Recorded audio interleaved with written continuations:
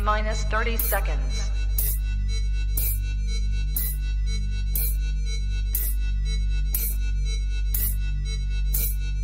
T-minus 20 seconds.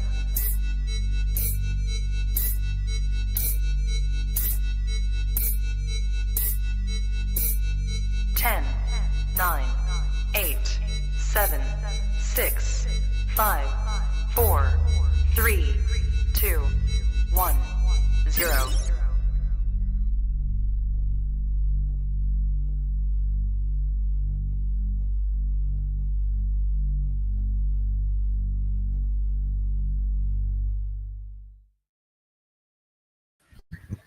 Trap Talk Reptile Network, the coolest reptile network in the world. Welcome to Kush'S Korner, episode 26. We are live and direct in Johnson City, Texas, the house of Flagle.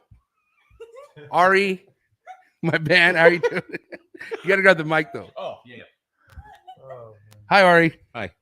I'm so happy to be back in your home. Yeah, it's good to be back. It's good to be back. Good for you to be back. Oh, I live my here. gosh. I live here. I want to say, guys, thanks to everyone who's tuning in. Hit that like button, hit that subscribe button, hit that notification bell. We are at Kush'S Korner every Wednesday, and I'm kind of taking over tonight with Steven, a little collaboration, because I'm in town, obviously. We came in and visit Reptilandia. Holy shit, this vlog is going to be epic. Bro, so much work you guys done. Like so much work. You know. The greatest vlog. I'm serious, though, man. There's been a lot of work done, and you guys have to be proud of it. Oh, yeah. We're, it's a special place, that is for sure. It's we've done a huge amount of work here, and it's fantastic. Yeah, Ryu, how's it been? Like, let's kind of talk about like where you feel like things are right now with the zoo, and you know, you got a lot of socialization going on with a lot of the animals. You know, like what? Let's hear it from you. I don't even know where to start. There's just so much going on. But yeah, grab the mic. You got this. Yeah, grab this shit and put your mouth to it right here, just like that. Wow. we are 2 minutes in. Yeah, right.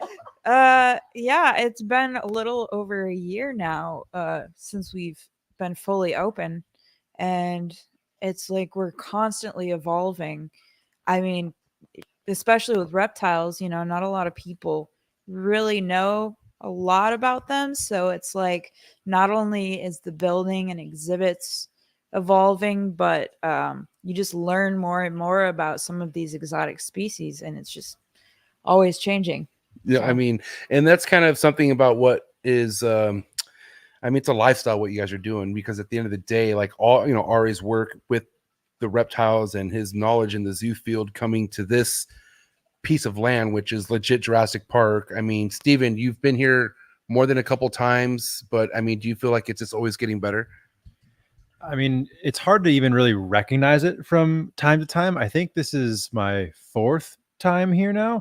And yeah, I mean, it's literally like you are driving onto a new property each time. It's, yeah, you know, I've said lots of great things about this place, and I'll continue to. It's worth a vacation for anybody who has any interest in reptiles. Even, I mean, we got international people here today. You know, we have this is Sal from the UK. It's an international attraction. So, and that's, you know, obviously this is something that is on the making of getting bigger and bigger. You know, you guys are barely a year into this, you know, but let's kind of talk about like what it took to get to this point, because this vlog's going to paint a pretty picture, right? But you guys went through some shit, man. Like it was not an easy road to get to where you guys were at, thick of COVID, right? What were some of the biggest struggles getting to the point that you guys are at today? Yeah, we did. We started this project intermittently, started it right before COVID, realistically, which was terrifying. And you know, Quetzal was coming up and back and forth from the Costa Rica Zoo during that time, and there was a gap for like 6 or 8 months before you could get back up here because everything was just shut down. But you know, we overcame everything, and we pushed forward. You know, there was, you know, stressful moments with any new business, but I mean, we're building a facility based off of animals, so it's not like, you know, we've got corporate America in the back of our pockets. Right. So it was a huge amount of work on everybody's part. to get where we're at now. And yeah, now it's just enjoying what we've created, and now it's this snowball effect, essentially, just getting better and better with what we're doing now. How big's the actual team? Like the day-to-day work? How many are there?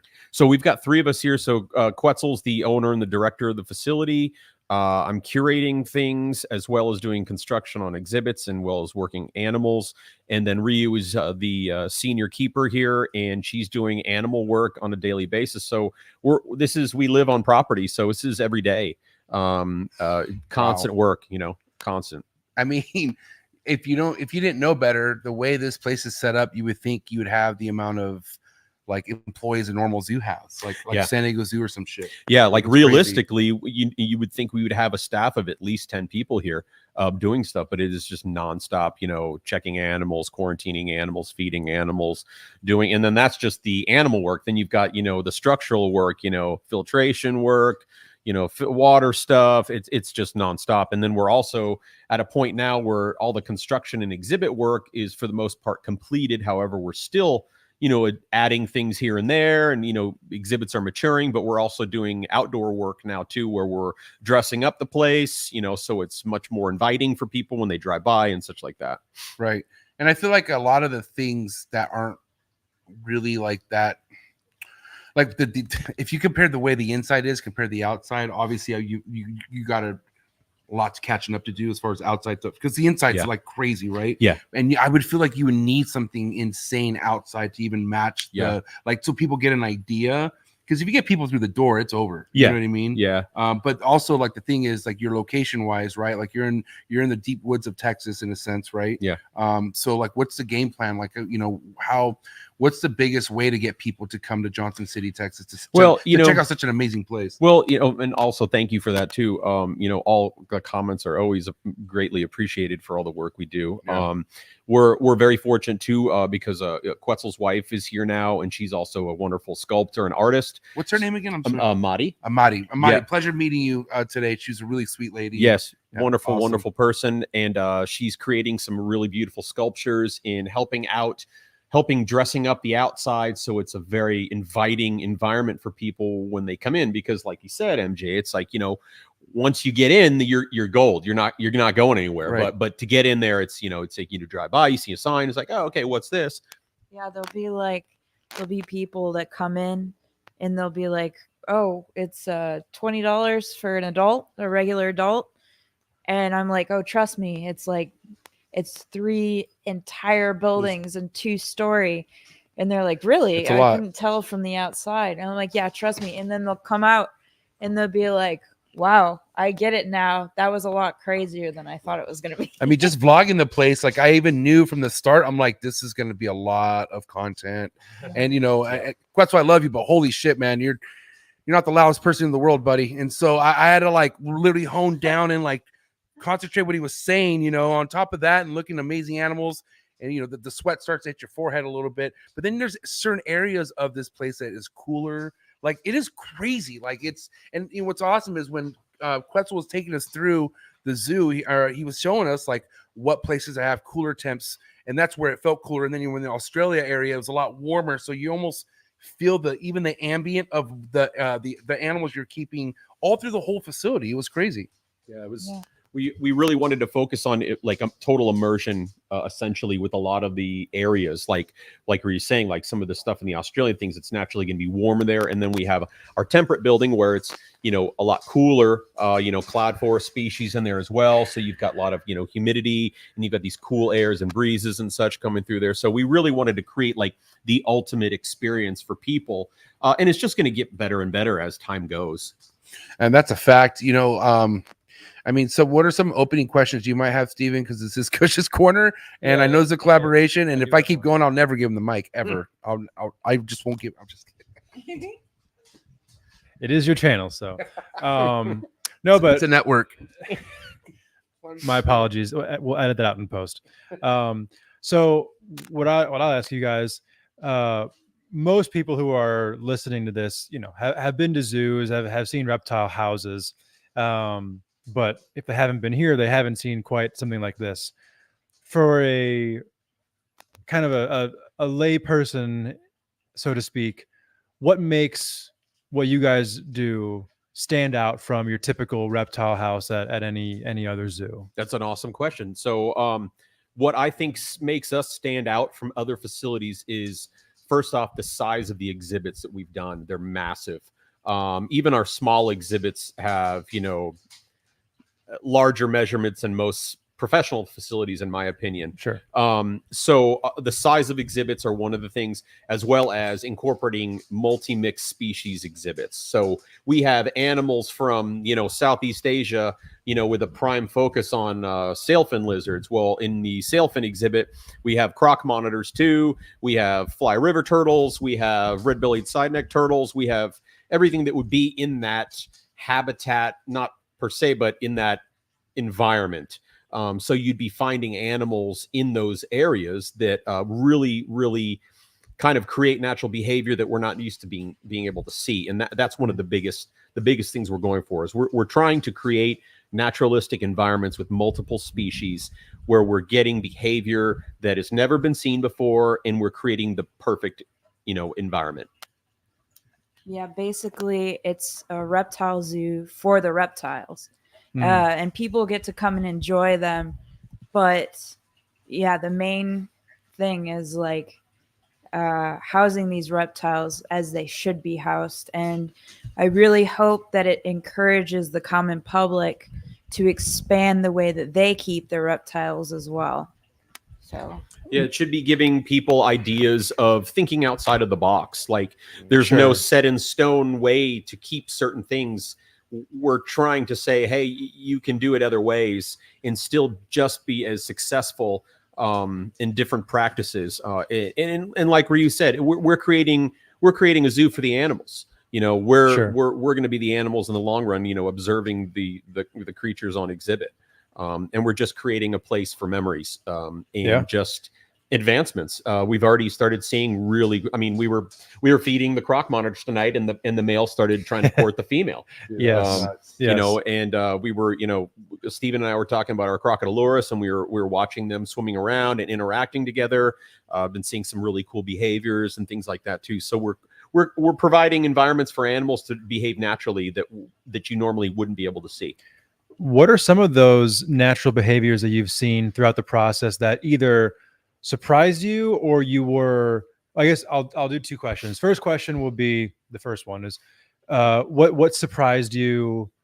Could be anything that through the process of building these exhibits where you are allowing these animals to live out their full... Okay. So one of them that always sticks out to me is our Mangshang vipers, one of my absolute favorite snakes. And in my opinion, and I know Quetzal feels the same about this, is one of the most interesting that we have in the collection currently.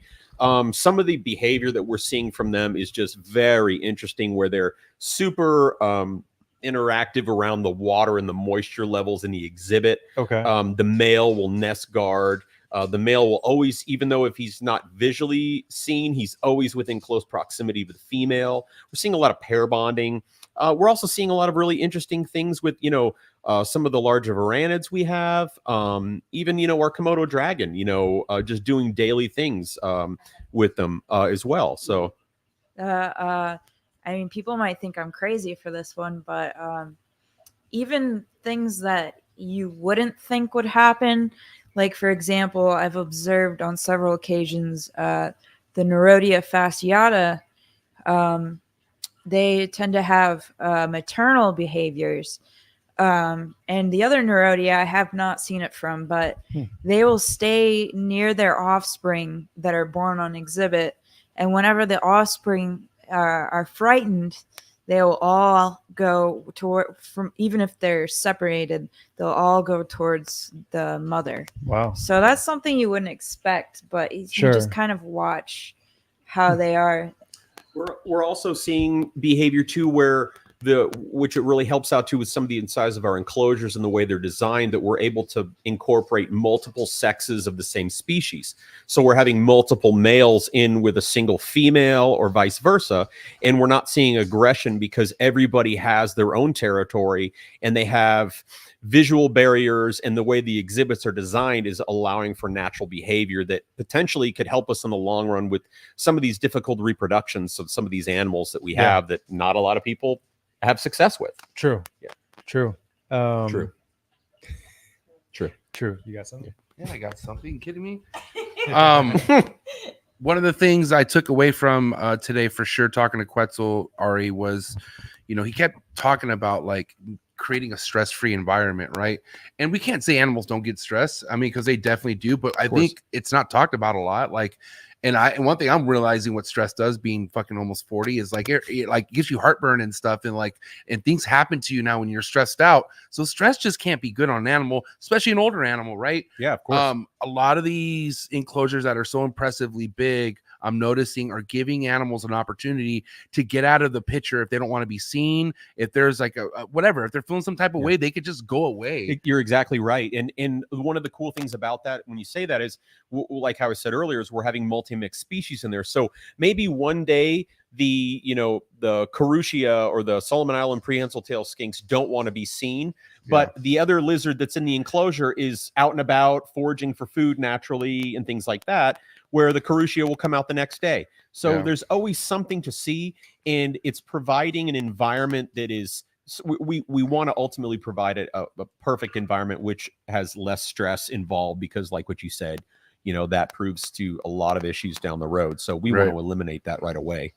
I mean, I don't know, let's think about it, Steven. Like, we have a lot of caging for, I mean, I have a lot of cages for my emeralds and my chondros. You have a lot of caging for your scrubs. Like maybe, I mean, I know scrubs is a little more dicier because they're a lot bigger, but even with the emeralds and like, is it necessary to keep all females individually in smaller enclosures versus keeping multiple females in a lot bigger space where it gives them? But the thing is, like, when it comes to space, like the space I'm talking about is the shit you guys have here. Like, even if I were to take 3 of my 3x2x2s and convert them into one, like, it's not even close to what it is that I'm seeing here. And what's crazy is they do have a chondro here, Sal, by the way. Did you see the chondro? There was a chondro here, and it was at the very, very top, like, you know, and the same thing with the emerald, very, very top. You have so many of these reptiles utilizing not only the whole space, but majority of the top. Like the way the croc was up there at the top, and then it just came down, which that vlog's gonna be epic. Hope you guys are ready. This shit's gonna be nuts. Yeah. But man, I'm talking about like really overlooking a lot of things in this hobby. Like, we talk about dieting for one thing, like we talked about smaller meals, more frequent, right? But man, stress, like, are we really overlooking as a whole hobby? Is no one really giving a shit about stress, about what stress does to an animal? Well, yeah, another thing is not only mental stress, but stress on the body. Like, for example, with a lot of monitors, they get overweight in captivity. They don't have a lot of options for climbing and what's the word I'm trying to think of, where you work with them? I don't know what you're trying to say. Yeah. Enrichment? Yes, enrichment. Thank you. I'm a little tired. Contribution. So yeah. Yeah, enrichment, and as much as you can do for them. Same with things that people wouldn't really think of. Like, for example, you know, everybody keeps their tortoises on kind of flat land, but in reality, they like to climb over logs and rocks and under things, and it keeps their shells nice and their muscles working. It's a lot more than, you know, carpet and a 20-gallon. You know, you have to have all of these different things for them to really feel like they can build the muscle that they need to survive. Well, for an example, you saw when we were doing the croc monitor feeding, how that 9-foot male just kind of casually utilized every aspect of that cage and just slid down that tree like nothing. There's a lot of crazy behaviors in that interaction because here's the thing, like what I saw and what I could have predicted, I thought was going to be bad, you know, because the male took down that fucking first rat, like bro, this was like cliffhanger. Like it was, but there was like he was falling. Like he went from the very third level down to the pond or the riverbank that you guys have right there. Grabbed that first rodent, went to town, and then you busted out the second one, which he insisted on taking. But then it's like he didn't eat it right away. But it knew it was going to get her down to at least inspect. She comes, takes it from him, and then he goes, acts like he wants it back. Yeah, they were like playing with it. But almost. he's more like just starting. Remember the tongue flickering, the head shaking. I'm like, dude, he's going out. Like, he's trying to tap that. Yeah, you know what I mean. Yeah. And they, she was just kind of, running him. She's a good-looking croc, dude. She is. And good. dude, female crocs should not be huge. By the way, I don't. You guys should maybe rethink about your diet. We program. really try. Yeah, we really try to like because the crocs are like one of my favorites that we work with, or that I work with, and I'm always offering like lots of small little intermediate meals like quail and chicks and things like that. I'll get chicken legs and things like that, gizzards and stuff like that. Hey, pause. Who do you get your quail from? What's his name? Your buddy. You do? Yeah. You sent me the link. Blake, what? Yeah. You what? Okay, we'll talk afterwards. I'm terrible. Sorry. I'm terrible. You really are. You're just going to. You're not letting him know you're buying. You're just buying it from him. No, I let him know. I was Okay, buying it. all right. Cool. I gotta make sure, bro. Yeah, I bought stuff from him. Communication networking is key. Yeah, of course it is. All right, awesome. Shout out to Blake Exotic Feeders. All right, #1 quail. Blake, I need you to scrub king needs quail. We'll talk soon. But anyways. Go back to what you're saying. Yeah, so I'm offering like things all the time to like what Steven was saying, like keep like that mental stability with things going on, as well as obviously feeding the animals. But I like to maintain them lean. We have a mentality that's like lean and mean, because I want an animal to be able to be conditioned to to reproduce, and a fat animal is not going to reproduce for you. Or if it does, you have a worse chance of slugging out on that kind of stuff. So we want to maintain things where they're constantly active. We hide things in the exhibit for them. We'll throw fish in there on the beach for them to eat. I'll even throw fruit and stuff like that every once in a while, just to get their stimuli up and all that stuff. I mean, we want them to be mentally, I was about to say mentally challenged, but I don't think that's the right choice. Maybe happily challenged. Yeah, that's just me. Yeah. I want the croc, I want the animals to be like mentally there. They're satisfied. Well, I mean, stimulation. Yeah, stimulation, satisfaction. Yeah, satisfaction. I'm not the only one. Yeah, satisfaction. I'm tired. Long day. What Ryu was saying though, it's like this is a place that makes people think a little bit outside the box, the typical keeper box, which we're all doing. We're keeping things in small boxes right now. It's only because.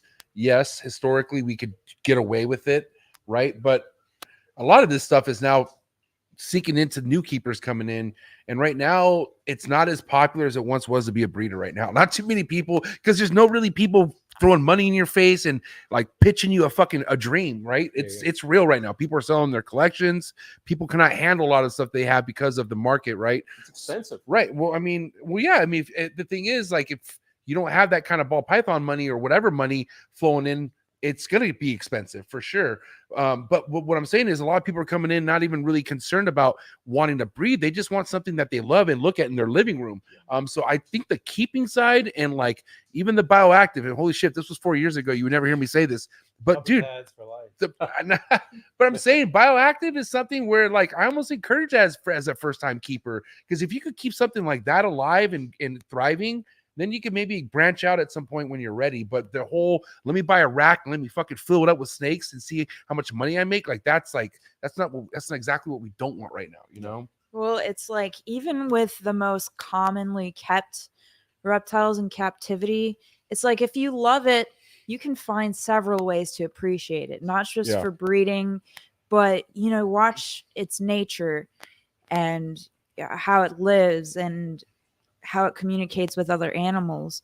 But I mean, I've even seen I remember there was this woman that made, I think it was like a huge, almost like a grow tent thing for her one ball python. Shout out to the woman. Yeah, shout out to that woman. Good for her. And it had like these trees and branches, and it looked like the wild. And everybody was like, "Oh, you'll never see that thing. You'll never see that thing." But it came out and it climbed and it would bask. Dude, and honestly, even if you don't see it, if it's thriving, like put a camera in there if you want to see it. Like if it's thriving, every animal deserves to thrive, not just the not just the rare ones or the big ones. Every single one deserves it. Who wants a good old Forrest Fanning throwback real quick? And this is only because Steven is related to this story, right? Remember that Croc Tegu purchase, the random one that you were in charge of? Remember? And once you got it all set up, this happened for like 2 years. Every time I would come over to visit, I'm looking like, where are these Croc Tegus? And Steven's like, you won't see them. They're like, they hide. That's what they do. Dude, I saw your guys' Croc Tegus. They were just sprawling out. Like one was in the water, scratching on the glass. The other one was right above it. Like, and it was cool to actually see Croc Tegus. But dude, I was like, what? These are the same ones that like forbid to even show like their tails out in the enclosures that they had. Yeah, they're interesting. And we just hatched out 3 babies, and we have 2 more clutches from 2 unrelated animals that are incubating right now. Wow.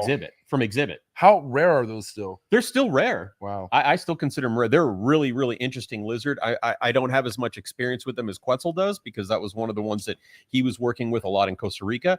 But I've been learning a lot about them, especially raising them and just their observations. And they're a very interesting lizard. And, you know, we had initially when we were setting them up and we had them in quarantine, you know, out back of house, basically before their exhibit was done, I had them in these big stock tanks that were, you know, deep water and pothos and stuff. And you'd never see the things. You'd rarely ever see them. We put them in this big exhibit with plants and stuff. And now they are out all the time. Make it blazing hot in there for them. They love it, and they're swimming around, and they've got a lot of really interesting social behaviors too. I just experienced a lot of type of, you know, stuff that you would want to experience if you have something this big for a reptile, right? I would say one of my biggest fears is like, you know, doing all that work and then it's just not a good fit because either you don't see the reptile a lot, right? But like for you guys, was there a lot of tweaking and like were there times where you had the reptile in there, you're like, okay, something's not right, and you guys had to go in there and switch it? Oh, of course. Yeah. There's nothing, you know, that's just the reality of doing this on this kind of scale. I mean, we had several instances where it's like, this is just not working. We have to either change the idea, change the dynamic of it, or just this species doesn't work well like this. And give the people an idea, because you know you have a lot of people that work with more common species, but a lot of your stuff that you guys have displayed are not being kept, right? So what are things you're looking for that are like signs like, okay, this reptile's not enjoying this? Or lethargy, lethargy, and just, you know, not acting normal, not having a spunk or anything. Not wanting to feed, looking visually poor, bad color, and then just, you know, just the regular day-to-day behavior on them. I'm trying to think of a situation we had. I think it was one of the, I think it was an arboreal lizard we had or something like that, and it just wasn't doing well in the style. It was still doing well, but it wasn't flourishing, and that's what we want. We want everything to really shine. And I think we had to make enough adjustments on the temperature in there where we finally pegged it down, because one of the greatest things about the way we have it set here is we have so much space, but it's also a very double-edged sword because we have to be able to properly heat that amount of space. We have to be able to give UV for that amount of space. I mean, and it's very challenging on a lot of those aspects. So it's a lot of, problem shooting on some of these things, but, in the long run, it's not a weakness by any means. It's a chance to grow and to really figure out what works well on a lot of this, on the size, especially. Well, and not only that, but sometimes it just comes down to giving the animal a chance to get used to this new environment, because I mean, they could be really scared at first, but they can end up adapting to this place, and it could end up being really good for them. Okay, good point. So the Komodo that was supposed to be a problem Komodo, right? What were the stories you were hearing about him being a problem, and then versus what you were experiencing when you? So apparently he wasn't as social as he is now. He had some behavioral issues, apparently. Nothing manageable, of course, but when you're dealing with a really large animal, especially a varanid, it can be a very serious situation. it was very different when we brought him in and Ryu started working with him. It was a night and day change from him not wanting to be approached, not wanting to be touched or even interacted with. And then Ryu started using like a lot of tactile efforts, like, you know, these big scrub brushes on his back, and it felt great on his osteoderms, or just in there talking to him. You know, obviously women's voice, you know, are a lot more soothing than, you know, than a man's voice, you know. Yeah. But so it would so that really helped out a lot. But just giving him the chance, just giving him the time, you know. I feel like a lot of times if something is quote unquote aggressive, it's overlooked as, oh, this animal can't be worked with, and why try to put forward that effort to do anything with animal, just move on to the next one. And that's not the case. Yeah. Well, it's also like, I mean, even people who are used to more exotic animals, sometimes it's in our heads that we are so used to things like cats and dogs that we're used to them warming up to us real fast. But some of these more exotic animals, they haven't been conditioned over time to just come to us right away and be comfortable with us right off the bat. So with the Komodo Boomy, he was kind of shy at first. So I kind of would go in his exhibit with him, kind of like play with the dirt and stuff, get him kind of curious. And then I'd have him come over to me. But, you know, if he would seem like he wanted a little space, like a tail whip or something, I'd be like, okay, I'll leave the exhibit and I'll come back next time. And it's just being patient. It takes a lot of patience, but it is worth it in the end, because then they'll recognize you and they'll recognize, you know, things are okay and not scary or dangerous. So it really comes down to patience and time with animals like this. So. And Boomy gets to come out on Mondays when we're closed. So that way we give the animals a break. And then we can do project work at the facility. And Ryu takes Boomy out on Mondays, and we close up all the doors, and he basically has the run of the mill and explores things, gets excited from new smells and things like that. We'll leave him treats every once in a while, and that way he can really be excited when he comes out. So it's just like, you know, and then he goes back in his cage, his enclosure rather. So, you know, it's just taking the time. You know, a lot of people just, you know, they want an instant gratification, and when you're dealing with animals, it's not that way most of the time. Yeah, you know, and this is kind of like the opposite of what we talk about with, you know, enclosure space, because, you know, at times, you know, for instance, there are certain species that are babies that don't need a huge enclosure to get established. You know, something smaller is better in the beginning, right? But then you have people that don't understand that. Mainly new chondro keepers who spend $6,000-$7,000 on a baby neonate, and then they put in a bioactive. And I'm like, well, hold on. Why the fuck would you do that when that's not what it was set up in before? And it's always because, well, I spent that much money on it, I want to look at it. Yeah. I'm like, well, yeah. Transition that animal slowly. Take your time. You know, it's not just an investment. It's a life. You know, you're a living animal. Yeah. You know, it's like, you know, you're, like you said, you spent all this money on this animal. It was raised in a sterile environment. You know, why subject it to something so drastic as a bioactive setup when it's not ready to be in a bioactive setup? Yeah. You know, get that animal feeding, get it growing, you know, and then slowly transition it into something like that. You know? Yeah. So on that note, you know, obviously when anyone gets a new animal, there's a typical process of getting it kind of set up in your system before going in whatever enclosure you may want it to.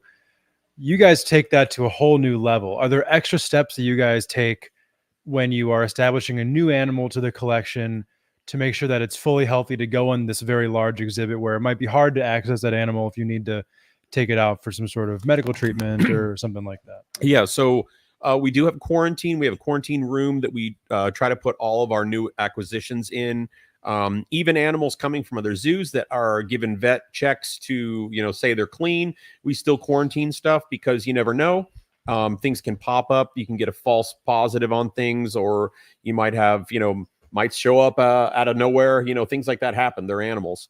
Yeah. So we try to do that. And then once those animals are, you know, have been in that kind of environment for that amount of time and are showing zero signs of any illness or any kind of anything else associated, then they're transitioned over into another enclosure where they start, you know, we start feeding them a little heavier, doing things like that, and then we gradually incorporate them into the facility itself. And obviously we have the the plan for a certain species to go in there, and things like that. So yeah, we try to really stay to the T on that, because that's really how you're going to maintain a healthy collection, as well as healthy animals. And then what's the process like of kind of monitoring health once they're in the exhibit, especially with these multi-species exhibits where you have sometimes dozens of individuals in one enclosure? Oftentimes some of them may look very similar, especially from a distance.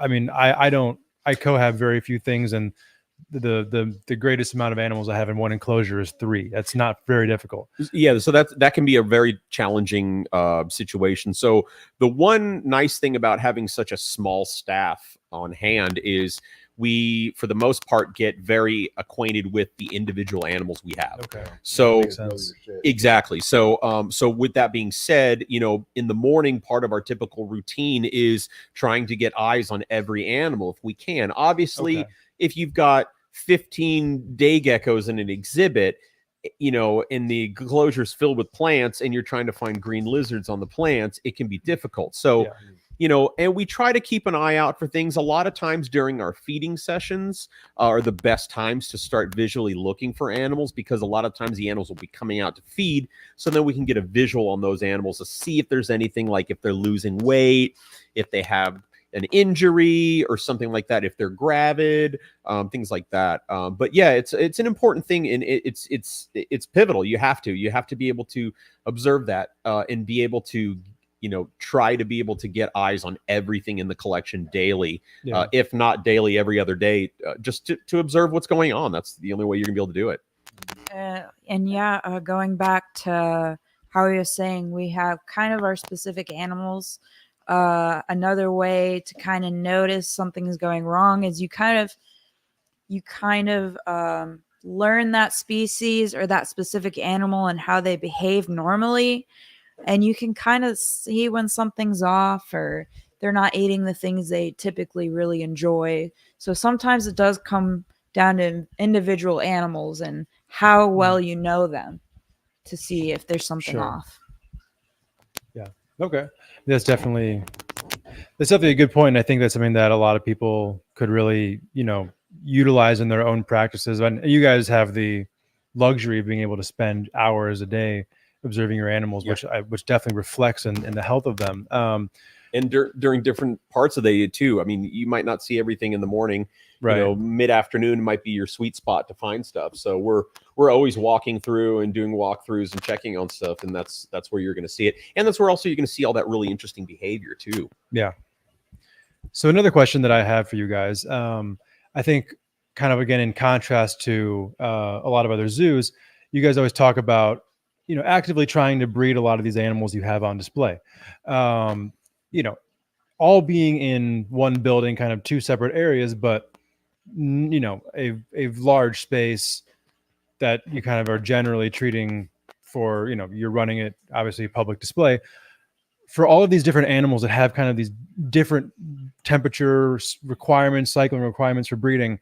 How do you go about balancing all of that within one large area? Okay, so the way we've designed the buildings, the facility rather, is obviously the main structures are tropical building with animals that are tropical environments. So with that being in mind, our temperatures are going to reflect those environments that are going to be they're not going to be falling below 70 degrees or high 60s during certain times of the year. Sure. And then we have our temperate building, which we can drop down to 40, 50 degrees if we need to, as well as some of our top enclosures on our back wall and our kind of our desert arid kind of area. So it can be a little challenging. However, we do have special things in place for it. Like we're able to open up doors in certain areas to drop the temps even more. Okay. We're also able to manipulate the lighting.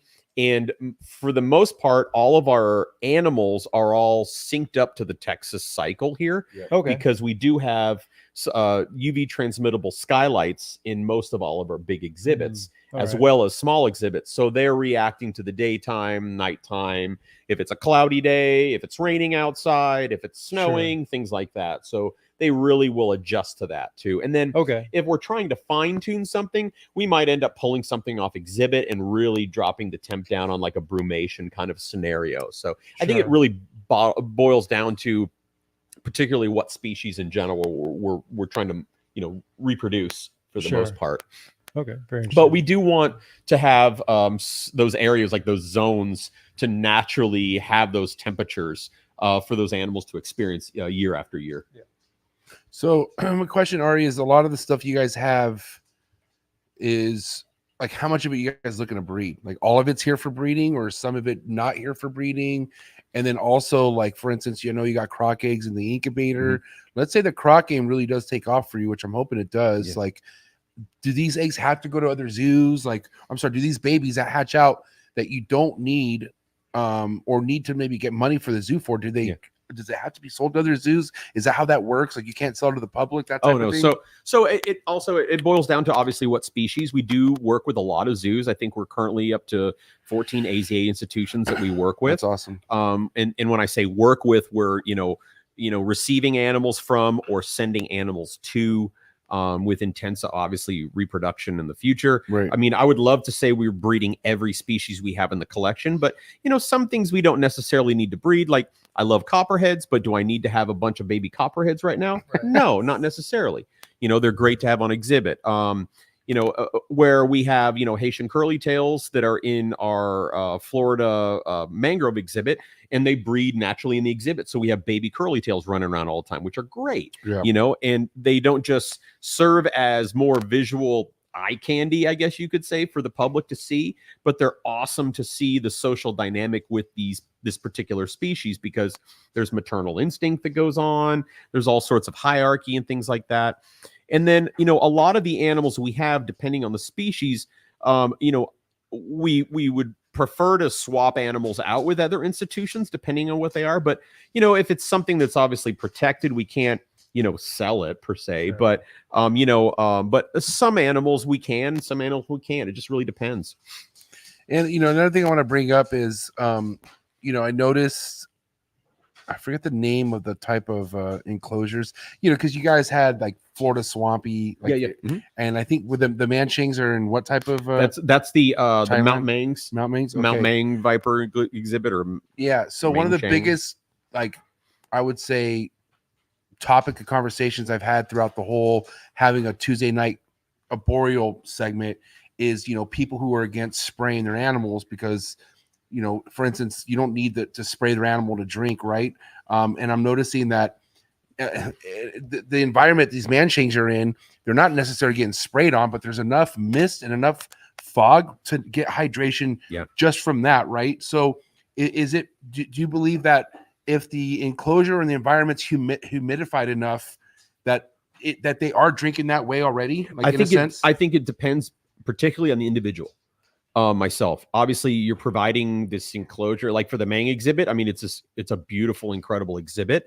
There's a waterfall in there. There's a huge pool at the bottom. Dude, it's amazing. There's humidity going in there. There's fog in there. Wait, did the males or females get bigger? Those guys, who's the one with the huge head? Probably the male. Oh my god, that thing! Did you see that one? I'm sure he's a beast. I think I just saw the female. Well, watch the vlog. I got good footage of it. But I think it really depends. Like, one of the things too that I've kind of noticed over time that I've seen in particular species is if you even provide something really large like that, sometimes they are reluctant to use everything that's given to them in the exhibit. Like, for instance, like some of on the Eastern Diamondbacks we had, because I spray exhibits every day. Everything gets sprayed. Depending on the year, it'll be the duration of how much I spray. But what are you using to spray? I'm just kidding. Oh, I have a hose, or I got this gigantic 100-foot hose. We have several of those, and they're hooked up to RO systems. Oh wow! And cool. so we're just spraying RO water on there to help out with the glass. Obviously, that's why there's no spots on the glass. Well, thank you for noticing. Shit. And a lot of elbow grease to get that scum off there. Yeah, you know, whatever.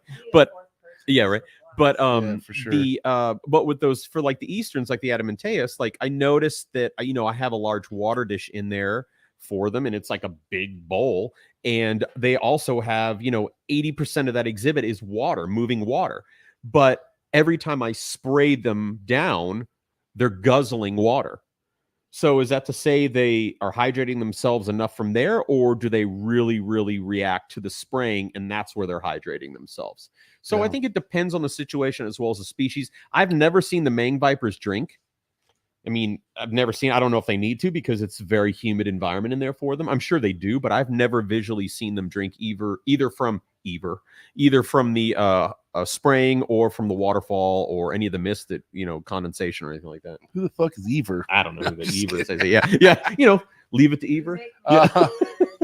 No, I mean, it just, I just noticed that was one of the things of many enclosures or exhibits that I looked at that had that type of humidity where it looked like they are getting plenty to drink even if you didn't spray them. Like and they looked really healthy too. You know what I mean? Well, I mean, and you can also look at an animal too. You can tell if it's hydrated or not too. I mean, it's obviously it's not deflated like a fucking balloon. Yeah, like a little pancake, Yeah. But I mean, and that's just, the skill set of learning when you work with animals. You have to be aware of the basic things to observe. If the animal's hydrated, if it's, anorexic or whatever, things like that. Those are things to see. But like I said, I spray down the exhibits. We all spray them down every day. The duration depends. Obviously, if it's a big rainy day outside, we'll spray it heavier. If it's a hot day, we'll do it lighter. Some, scenarios like that. And then if it's in the tropical building versus the temperate building, just depends. Yeah.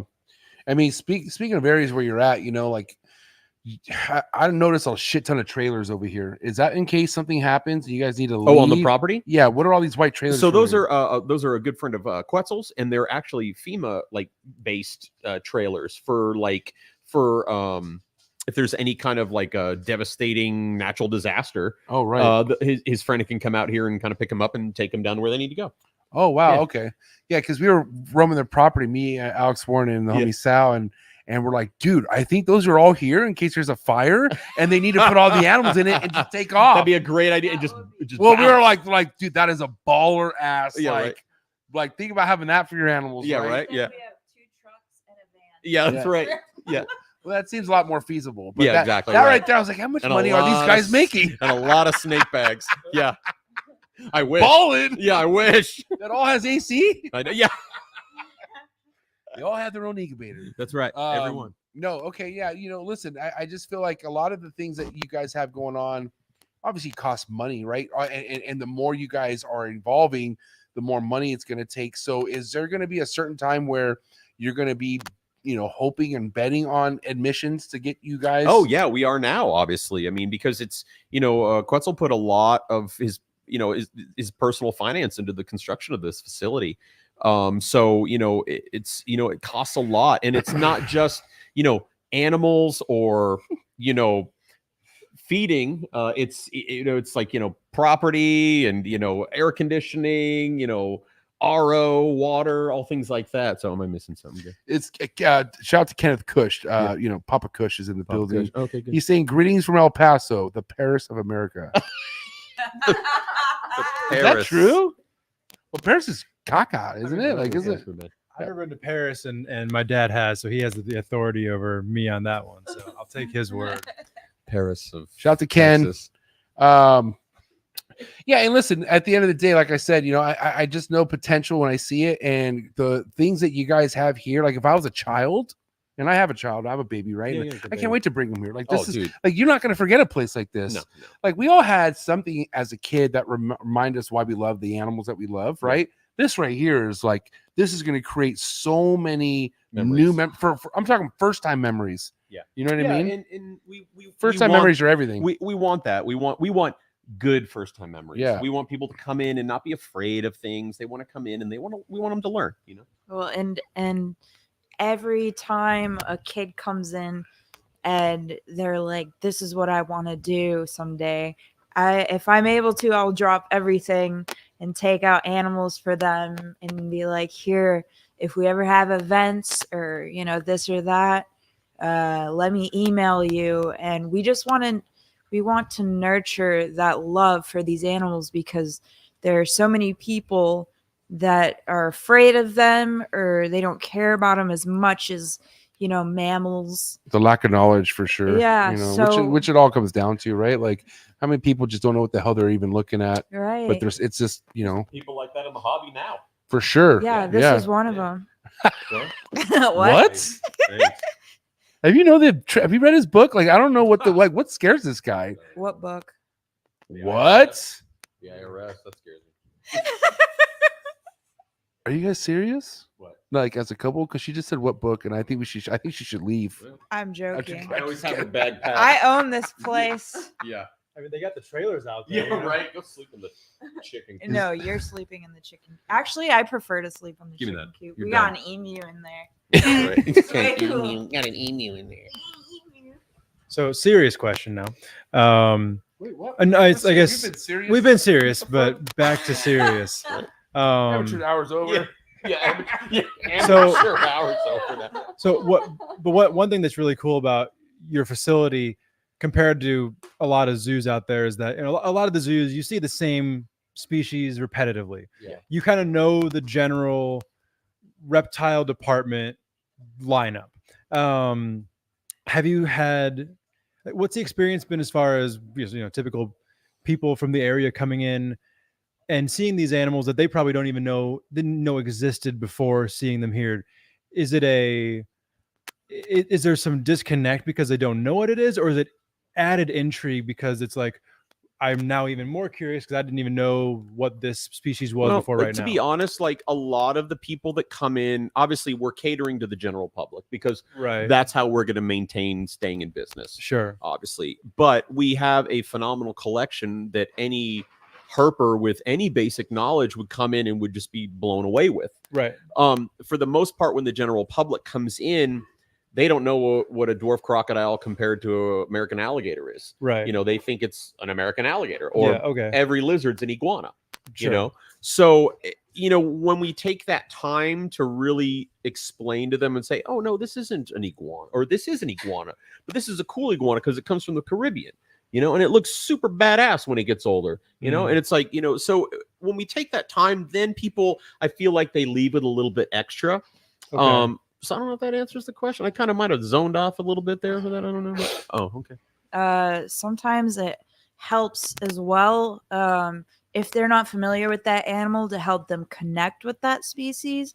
Like, for example, a lot of the common public doesn't know what a sun gazer is. Oh, But I they're saw my like- first sun gazer. I They're- did. She was sick. She's awesome. Yeah. Yeah, Shit, shit. and so I'll bring her out, and they touch her, and you feel these animals, and then you tell them about how the environment is right now in South Africa and how this animal is doing, and they're interested. They're more interested in the history behind this animal and how can we help them, Yeah. etc. So they just need to connect to some of these to Yeah. understand them. So, what's the mission behind connecting with the actual industry itself? Because obviously, like kids and like the outsiders who don't really keep getting those people in, but obviously, even though the reptile world isn't the biggest world, it's still a good amount of people. Do you ever have some sort of ambitions of maybe having some sort of Reptilandia booth at an NARBC show, like just to display maybe some of the animals and like kind of like to let people know that you guys are here? Because there is Dallas NARBC. There's gonna be nothing but ball python. No offense, there's gonna be nothing but ball pythons there. But in a sense, you could be there and do your thing and be different from all the other people. Yeah, no, that'd be wonderful. I would love to be able to eventually have the manpower to do that. That would be awesome. I'm your man, and I got power. There you go. There you go. And set it, and to set it up and have a a thing where we can educate the public as well, and like you said, let them know we're here because we're in Johnson City. It's not like Austin, San Antonio. We're kind of in the middle, but it's definitely worth the drive. But they don't know that. Well, maybe I'll talk to Bob Ashley There you and go. I'll sponsor the booth. That'd be cool. Yeah, Bob's been here. We have brochures too that if they come in time, we're gonna try and have them at a couple different tables. Well, there's that dude. I'm sorry, what's his name? I feel so bad. He's such a nice old guy, man. He's been Rude. no, I know. I feel bad. He's really a real nice guy. Yeah. The guy with the Dragon Terry, tattoo? right? He's always there, and you always show him. Right. I'm thinking about something like that they could do. You know, but throughout like a few years of doing that. Well, and I think that would be a great thing for any reptile show. Educational only booths sometimes make or break a reptile show because most of the people who come through the doors these days are not buyers. Correct. proportionally speaking, but they're curious, obviously, otherwise they wouldn't be there. So a booth like if you guys had something set up there, Like, no that's cells, like nothing, like no right. punchy, like no. That's somewhere that Yeah. they can actually feel not only comfortable to ask questions and not feel like they're being pitched the whole time, or feel like, all right, you're not buying something Yeah, I don't out have of my time for you. sight. Yeah. Exactly. Yeah. Right. No, I mean that's how most Yeah. vendors do act like that, unfortunately. Yeah. So yeah, I mean, booths like that, I think. What do you mean free shipping? Yeah. Get the fuck out of here. No, Yeah, but that's good. I do like that idea. I think that it would Yeah, I really think that'd be very enrich cool. kind of the overall experience of the show, and then also that's those are then new potential reptile keepers down the line as well. Yeah. It works. In It's one everyone's thing favor. passing out flyers, but having a booth there where you're actually taking the time and giving the time to people that are interested about it, it could come back, tenfold. And merch, bro. Merch. I'm just It's all saying, about you merch. guys, you guys, because people who people who fly to Texas want to Yeah. leave something that says Yeah. Texas on it, and Reptilandia is Texas. Yeah, it's Texas. Yeah. We're here. yeah, We're here. yeah. They're not leaving, motherfuckers. No, we ain't going. I ain't going nowhere. Yeah, ain't going nowhere. Okay. Of the US, they call it. Yeah, Now Paris. you're on 10 acres, 12. 12 acres. Okay, quite a bit of property. Let's kind of talk. Excuse me. Let's kind of talk about future stuff here. Okay, like really maximizing what you could put on this property. What are some of the goals with that? Like another building, maybe at some point, or no? I would love to, at this point, I would love to think about, doing some expansion stuff. I think our biggest thing at this point is, with the help of Quetzal's wife dressing up the front. I'm gonna hold it up like that. There you go. Oh, I got that. you're doing this. Like, How was it? Like corn on the It's cob. like you're shooting a gun like a gangster. Pew, Like, pew. Like that? I should hold it like this? Pow, motherfucker. Blow. Yeah. Blow. No, but seriously. Okay, here we go. We got it like this. We got it. So, like I was saying, with the help of Quetzal's wife, we're really dressing up the front and making it more of an attraction outside, so it gets people's attention. I think our biggest thing that we're going to do our expansion on outside will be Boomy the Komodo's outdoor exhibit. Whoa. Yep. So we're going to be moving him from. What? Yeah, he can't be in that exhibit his whole life. No way. So he needs more than that. Obviously, because he's gonna be gigantic. He's going to have the whole outside. He's going to have a 60-foot exhibit. Be by the picnic table. Yeah. So that's our big goal, is to do that in the future. He's gonna be like Shamu. Oh God, Shamu swimming. Just saying that much space. Yeah, Like, that's- yeah, exactly. That's a Yeah. bad relation. Well, I mean, But I meant, no. I meant like Shamu's a staple, right? Like Yeah, I think, yeah, I yeah. think God help Boomy, us. Boomy's gonna be your Shamu Yeah. without the fucking, Here comes without the PETA. flop Yeah. fin. Yeah. Hey, No, fuck he. PETA. Yeah, right. Yeah, but he. So he'll have a really beautiful outdoor exhibit. And then obviously we moved our perennial into our temperate building. So then the perennial will go into his exhibit. But Dude, the print. yeah, he's that was doing really nice. But I would love to have some more things outside down the road, but we don't know what the future holds. That's the exciting part, right. I would love to have some. I was talking with Madi about doing like some outdoor sculpture garden things for people to come out, and spend the day. So if they don't want to go inside and see the animals, they can walk around and see the sculptures, or they can be outside, have a coffee, things like that too. So we've got a lot of really good ideas. It's just and all we have is time. I'm embarrassed. I can't say this, but the tortoises that you want out there, Oh, the tortoises. the Galapagos. Oh, Galapagos. Galapagos. See, I look, would- too big. Okay, too big. One more Thank time. you. Somebody. No. You said it first. What'd you say? Galapagos. Galapagos. You didn't say that right now. You said Galapagos. You said Papados? Galapagos. Wait. Okay. Say it one more time. Galapagos. Galapagos. Galapagos. Dumbledore? Did I say that right? Galapagos. Galapagos. The Galapagos tortoises. Yes, Galapagos tortoises. That right there. I could envision seeing being something. Gelato. Why are you playing with me? Which one is it? Gelato? Yeah. Galapagos. Jalapeno? I'm holding it right? I can't even say it now. Yeah. Fuck. Galapagos. Yeah, Galapagos. Like when someone's trying to count and you can count in different numbers. Just to No, that would be wonderful to have that. Now, the biggest thing, we will have Galapagos on exhibit or outside, Yeah. but our biggest thing with them is security, because obviously Yeah, they they're are a right. high profile animal that somebody would want to steal. Right. And historically, there have been a lot of people that have stole Galapagos from other individuals. So we are going to Damn. be working on doing a big outdoor Galapagos, like not pen, but exhibit. And it'll be on that back section where when you leave the temperate building and you kind of look out there, it's going to be huge. So they'll have a really cool spot to come in there. But yeah. Huge. Huge. It's gonna be huge. Huge. What a great exhibit. Probably The best Galapagos greatest- exhibits. I've seen them greatest- all. It's wonderful. They have lots of space, lots of the food. mostest. So much better than the other zoos. The other zoos are not very good. True. It's truly the best. Truly the best. A Rapadua. It is bigly. It is the bigliest. My team is top tier. Top tier. A Rapidua. A very strong wall around the exhibit. Yeah. Great wall. We're gonna build it. We're gonna build it. Very, All right. very And strong. the Galapagos tortoises are gonna fund it. Typical. Right. Yeah. Yeah. The Aldabras will pay for it. Yeah, that's right. Beautiful torts. Yeah, beautiful turrets. We're gonna win so big. So big. Bigly. So bigly. Let's talk about a day-to-day, typical day-to-day for you guys at this point, because obviously with different. the amount of species and, I'm not sure if everything has the same feeding schedule. Like, what's the typical day-to-day for you Well, guys? between the three of us, it's very different. Our routines are very different. So, like, I usually will start off.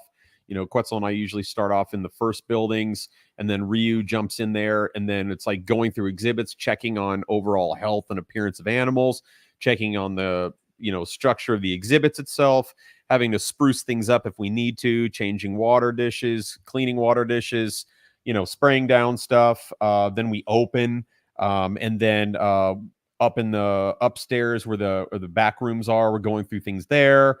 Interacting with the public when they're there, making sure everybody's happy, having a good time, checking to make sure there's toilet paper in the bathroom. That's a big one too. I think there was when I was in that. I'm glad. Yeah. And then the feeding, it really depends too, like who's feeding what or what's being fed that day. But every day something's eating, so it's thawing out rodents, thawing out crickets, pulling crickets. We thaw our crickets out. I lay them each down. You feed them frozen crickets? Yes. Terrible. It kills all the internal parasites. Yeah, it's Do you Yeah. feed mice from China? No, seriously, do you? That's from Africa. Africa. Oh, you got them ASF. Oh, we got some ASFs. You want to know something though? I heard there is no ASFs in Africa. I don't. I heard that name is fucking full of shit. Yeah, No offense, but I heard Yeah. there's no such thing as an African softbird. Then what are they? I don't know, but I I'm talking don't about know. that. I don't know. Those little things that we have here in the United States, they're not in Africa. They're mean. I know that. I know they bite. Oh They my bite. god, they've been the shit out of me. But that's Um, not true though. They're not all mean either.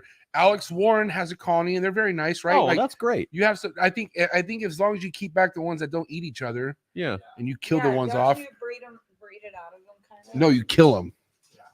That's Oh, Cole, Kill I'm it out sorry. of them. No, I mean, you feed them. That's what I meant. You Yeah. not feed them. You feed them up. Wait, Yeah. that's terrible too. Yeah, Damn but it. I mean, I'll every shut up. day it's yeah, but every day it's something different. It's it's just nonstop. Constantly checking on things. Changing filters, doing backwashes, rinses on aquatic exhibits, fixing things if they break. And then cleaning glass and making things look pretty. Just doesn't stop. Never does. All right, I have a wrap up topic, and then we'll get to Steven's wrap up topic. 5 years, what's the goal here? Like, if you guys could really think about best case scenario, admissions come the way they come, success with breeding, like, Yeah. what do you really want in 5 years? Because I mean, I'll be back here before you Yeah. know it. Oh doing- yeah, of doing course. a You're always part welcome. three. You're always welcome. Right. Yeah, so- it's I would say getting out of the getting the financial aspect to a comfortable area, obviously, for what was put into it. I know that would help out a lot of things, and then just being able to have the successes that we've been dreaming about doing, and then with the expansion, and I think ultimately just having people talk about how much they enjoyed it. And how nice things were. That, I mean, it doesn't have to be, we could be breeding, green iguanas, but somebody could say, oh my God, did you see their green iguana exhibit? It was so incredible. So incredible. It's like just having that positivity coming back to us is just invaluable. Positive. Positive. E.T. positivity. All right. So then for my wrap up question, I'll ask you guys both separately, and hopefully you have a different answer. Of all of the species that you guys have on exhibit at the zoo, what is the one that you would most like to see babies either hatch from eggs or come out of mom from? You go first. What? Oh, gee, I wonder, what you'd pick. Yeah, it's your turn. Actually, a major softball. I didn't even think about that. My bad. Yeah. So honestly, if I could get more than just a female sun gazer, get a group because they're very social animals. I would love to crack the code on breeding them because there's no like successful breeding, at least known, of that I think species. Quetzal says something about keeping them cooler. Like you want to. Is that the species you want to put? You want to change, like put it in a different place, or they're already at where it gets cooler. They're gonna get cool already. But yeah, I would love that. It feels the biggest impossible. code you think were you with those? Like what is it about them? Is it just not working with them enough to know, or what do you think the whole code that needs to be cracked? Big group. Yeah, probably a group. Numbers. Numbers, yeah, they're very social. And actually being able to find them and have the money to purchase them. What do they go Very for? true. I mean, how do you get them? Are they? Where are they from? Ooh, where are they from? Where do you get them? Yeah, where are they? South Africa. South Africa. Yeah, and I mean you can't really grab a bunch of stuff from South Africa anymore. Yeah, so it's like, you kind of have to find these from other keepers. Like I work with a lot of cordyllids and stuff. Right. And you kind of have to hold on to them and be patient and build these groups and figure it out. So it's not like something that you can just grab from. Yeah. So it's a lot of patience and work. And yours cannot rhyme with hole and eye. Mine does not rhyme. So obviously, it's going to rhyme with hole and eye. So obviously, I would love to be able to reproduce the Boland's pythons on exhibit. That would be great. And it'll eventually happen. I'm not, it'll happen eventually. So, but outside of that, I mean, there's so many really cool species we have. I would love to reproduce the Mangsheng vipers. I've really, really grown attached with working with those for the last 3 or 4 years, I think now. And that would be a very, very cool species to reproduce multiple times, I would say. The Osteolaemus, the dwarf crocodiles, would be very cool. I agree. You already answered. No. I mean, the Are croc. those the ones that are nesting right now? Yeah, we've been getting a lot of really interesting nesting behavior, which is great. The croc monitors that's my favorite varanid. We've got eggs incubating right now. They're viable, so that's yeah, I know, but I took advantage of it. But yeah, I mean, it's really tough. I mean, it's because we have so many really cool animals and so many things. I get all excited when I see the curly tail lizards hatching on exhibit. They're just so cool. If we're on a knoll, hatches, I'm like, oh, look at that. Yeah. I forget the exhibit, but there was some sort of tortoises humping, and Quetzal was so happy because he's like, I have not seen that. Oh, those are Sulawesi forest tortoises. Yes. Or turtles, rather, the Yuwonawai. Oh, yeah, earlier, Brooke and I saw the female, head twitching. Yeah, they were boning. Yeah, they're really cool. I got on film. Yeah, it's a critically endangered turtle. Yeah, got on film. She was bothering all the males. Yeah. She was going over them and stuff. Hey, I'm ready. Yeah. Yeah. Hello, he's all eating carrots. Yeah. By the way, Brooke, this lady sitting next to Steven, she speaks. Do you have a question or anything you want to ask him, Brooke? Because you are also a huge, real deal female reptile keeper. You enjoyed today's experience. What do you have to maybe either ask him or say about Reptilandia Zoo Lagoon? Oh, No gosh. pressure. I know, I gotta think about it. Speaking of mic. Sorry. You say you have to hold it like this. Like that. You're good. Oh. Like a gun. like a gun. Brow. Like that. I don't know if that's Yeah. Okay. I guess my question, especially for you with Boomy, as he gets bigger, what do you have any other plans in mind for keeping up the relationship that you have as he gets larger? I mean, I'd kind of be doing the same thing, but also as he gets bigger and heavier, I won't be able to lift him in and out of the exhibit for forever. So if we did something like a ramp, then just in case he needs any medical attention or anything like that, we can train him to go up and down it, and he gets a treat after. But yeah, just doing the same thing and being safe. Like, for example, I've taught him the difference between food and hands. I've made it apparent ever since the beginning. Like, here's food. Look, no more food. And then I can touch him on the top of the head, which normally you couldn't do. But I just want him to know the difference between everything. Yeah. So it's really just also being safe.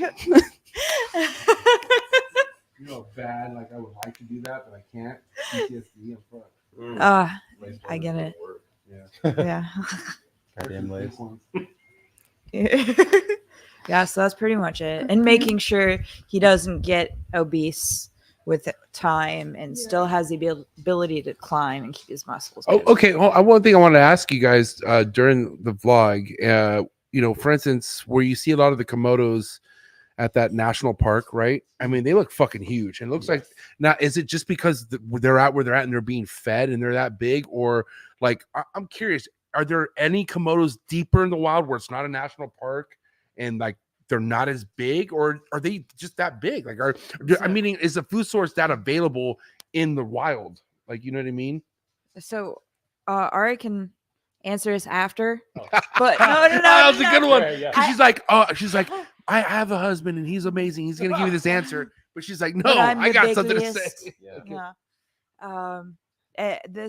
This is just my thought. I don't know for sure. But I guess the way I pictured it is it's kind of like when you consistently breed an animal in captivity, like let's say a cat like in captivity versus their wild form, it kind of evolved differently over time.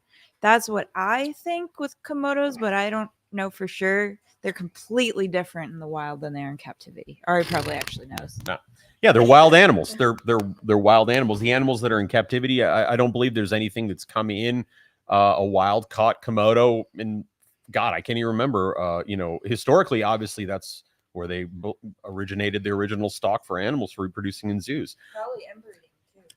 But now that there's an SSP, which is a species survival plan, they're picking and choosing what animals to breed, but those are all captive animals. They're not any wild caught. They look very different in the wild compared to things in captivity. These real bulky, they're monsters. They look like dinosaurs. And they're designed, what they do is they sleep most of the day and then they're out walking. And they just walk and walk and walk. They come across something to eat, they eat it. They walk and walk and walk, come across something and eat it. In a blink of an eye, they could just go fucking from 0 to 100. Yeah, just gone.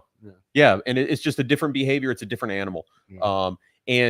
Wait, have you seen Boomy do any of that, like 0 to 100 shit? Like not go yet. from just like, okay, it seems like you're not interested, but then like Monster. Like you saw Monster. Oh right? yeah, he was. Yeah. Does Boomy act like that at all? No. He's- Hold on. He the one thing with Boomy is obviously being a large varanid. When you put an animal that has exposure to natural sunlight, you're going to have a different reaction too, because you're going to get that pineal eye kicking in, so true. and that animal is going to change. So we have not seen any behavior yet like that. It's one of the reasons why we're always so careful, obviously, because he is a large lizard, but also he's a Komodo dragon, so you have to be extra careful. It'll be very interesting to see when he goes into his final exhibit outside. That's going to have a lot more sun exposure, natural sun. He has 2 really large UV transmittable panels over his cage now, or his exhibit now, so it's a lot of light. But when we put him outdoors, he's going to have some more open air areas, so it'll be interesting to see if he'll go do that 0 to 60 behavior like that, which he's all capable of doing. So You better be ready, Ryu. Yeah, Have your Nikes on. I always do. The off-brand kind, because I can't afford real They're ones. straps. Don't worry. Mikey's. Oh, That's what it is. I got them off Temu. Yeah, cut him up, Tina. The swoop's upside down. Yeah. Well, I don't know if it'd actually be 0 to 100 like that, but there are times he does it very rarely and not much anymore. But there are times where he's like all cuddly and stuff, and he wants to be next to me, and then all of a sudden he'll like go over. He kind of has this little dugout spot right under his heat light, and that's kind of his spot. Leave me alone. Yeah. So sometimes he'll just be like, I'll chill, and then suddenly he'll just go over there and he'll like give me a side eye, like I'm done socializing, Yeah, you know, you I'm close the door now. tired. Yeah. And Yeah. you just tail whip sometimes. Yeah. And I'm like, okay, I'm going to leave, Yeah. you know? So, All right, listen, I'm going to throw a curveball at you guys. First time on Kush'S Korner, hot seat questions for you. I'm going to say my hot seat questions, and we're going to let Steven end with one hot seat question, but I'm going to give you all my hot seat questions. Hot seat questions coming in hot. You have to answer together. Put the mic right here, okay? Yeah, All right, I don't need you guys to look for we're used to assistance. this. Just answer the question at the same time. You ready? Yep. All right, Frozen Thought or Live? Frozen thought. Yeah, Frozen Thought. I need you to answer. Sorry, I'm okay? tired. I'm All way right. behind. No, we're all tired. Yeah. 8 cut or no cut? What? Would you ever cut an egg or never cut Oh, an egg? egg cut. Yeah. On a crock monitor egg? Yes. What day? Oh, Wow. Got hot in here. Steamy. Oh my God. I don't know. Like 4 weeks after. I don't Oh, know. it's After what? dead. I don't 4 know. days. After it's dead. after? 4 days. I don't Yeah. know. Not 4 weeks after. 4 weeks and it is dead. It's dead. You got 4 more weeks to go. Before. Yeah, 4 days. Yeah. Yeah. Yeah. I guess what I meant is like after the typical time, but I don't know. I work with a lot of really weird lizards, so This is everything against hot seat questions. Yeah. it is okay. All right, Well, we're gonna keep listen, moving that one. listen, All right. listen. Go ahead. So- I'll listen for you. Go ahead. Yeah. So I mean, there's been a lot of times where it's like, okay, it takes this amount of time, and then I'm like, oh crap, you know, it's done, and then I give it a lot more time, like a decent amount, and it comes out perfectly healthy. So that's where I'm coming from, not like large monitors and boas and stuff. So All right, moving forward. Holy shit. Yay morph or boo morph? Yay, morph. One animal you would love to add to Reptilandia Zoo. Graze monitors. Oh, nice. One reptile you could care less to add to Reptilandia Zoo.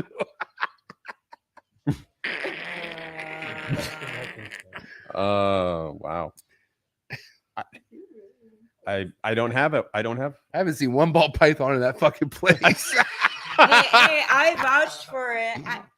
We actually were going to do a ball python exhibit. I don't see a hognose in there either. Yeah, well, yeah, that's true. We were going to do a pretty funny exhibit for that. I told you about that.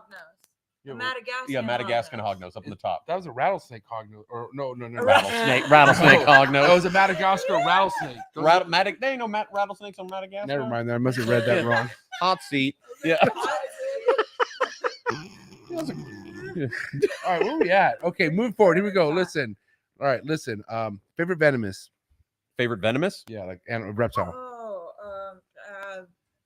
what are they? I'm going to say Fees Viper. Mine's what is it? Is that Hydrophis parani?